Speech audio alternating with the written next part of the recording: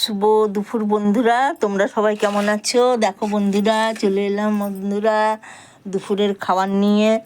দেখো বন্ধুরা, আজকে আমাদের কি কি খাবার আছে এই দেখো। সবার আগে দেখে নাও, গরম গরম ভাত, আলু সেদ্ধ, এটা কচু শাক, আর কালকে রাতে চিকেন করা হয়েছিল, সেই অল্প ছিল, সেই ছেলেকে দিয়ে দিলাম আর একটু আমার জন্য রাখলাম।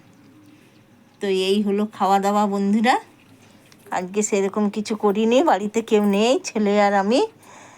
কেন, নাতি চলে গেল মায়ের কাছে, অনেকদিন দেখেনি তো, মনটা খারাপ হচ্ছে, তাই মায়ের কাছে চলে গেল, কালকে চলে আসবে।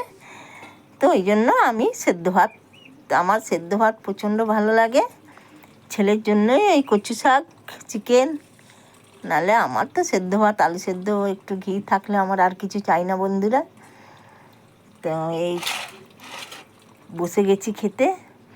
আজকে আর সকালে টিফিন কিছু খাই নাই, কেন এত বৃষ্টিতে কেমন যেন লাগলো। তারপরে গেলাম একটু ওই বাসের দোকানে, ছাদে পুরো জল জমে গেছিলো, নোংরা জমে গেছিলো, একটা সিঁড়ি নিয়ে এলাম কিনে। কি করব বন্ধুরা, এনে তারপরে ছাদে উঠে পরিষ্কার করলাম, তারপরে জলটা এখন ক্লিয়ার পড়ছে, নাহলে ঘরটা একদম পুরো স্যাঁতস্যাঁতা হয়ে গেছে। তো ওই জন্য বন্ধুরা রান্না করতে পারিনি, খালি সেদ্ধ ভাত করেছি।